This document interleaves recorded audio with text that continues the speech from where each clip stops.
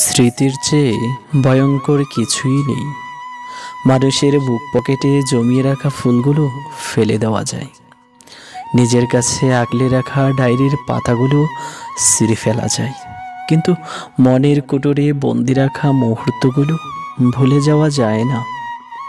আপনি চাইলেও ভুলতে পারবেন না আপনার জীবনের সেই দিনটাকে, যেদিন আপনার প্রিয় মানুষটি আপনাকে ভীষণভাবে কাঁদিয়ে চলে গিয়েছিল। মানুষ বলে মৃত মানুষের সুখ ভোলা যায়, কিন্তু জীবন্ত মানুষের নয়।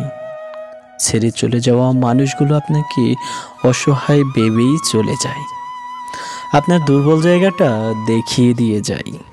আমি মনে করি ভালোবাসা এক প্রকার অভিশাপ। ভালো লাগার অনুভূতিগুলোকে যত আড়াল করা যায় ততই ভালো।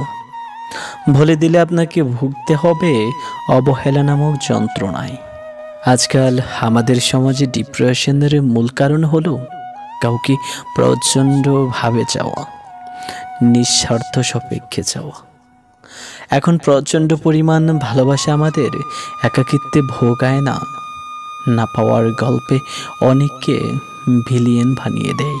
বিচ্ছেদের চেয়ে কাউকে ভীষণভাবে নিজের করে পেতে চাওয়া আমাদের যত রকম দুশ্চিন্তার কারণ, কিন্তু সেই মানুষটাকে পেয়ে গেলে আমাদের অবহেলার আর কোনোই কমতি থাকে না।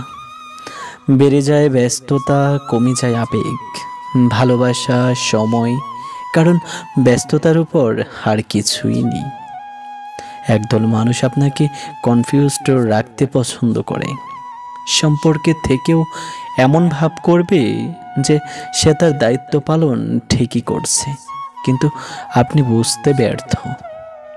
আসলে আপনি আপনার জায়গায় ঠিক আছেন, বরং সে নিজের ব্যাপারটাই শিওর না।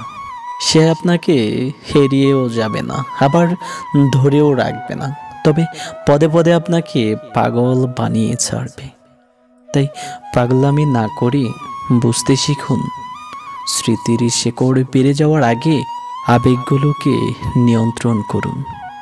আজ কষ্ট হলেও কাল সহজ হবে, কিন্তু আজ স্মৃতি জমালে কালকে আপনি নামক মানুষটা না স্মৃতি হত্যা করতে পারবেন, না ভালো থাকতে পারবেন। কি দরকার মিথ্যে সম্পর্কগুলোতে মায়া বাড়ানোর জন্য? তাই তো বলি, একা থাকতে শিখুন, কারণ একাকিত্ব কখনোই বিশ্বাসঘাতকতা করতে পারে না। ধন্যবাদ সবাইকে সম্পূর্ণ ভিডিওটা দেখার জন্য।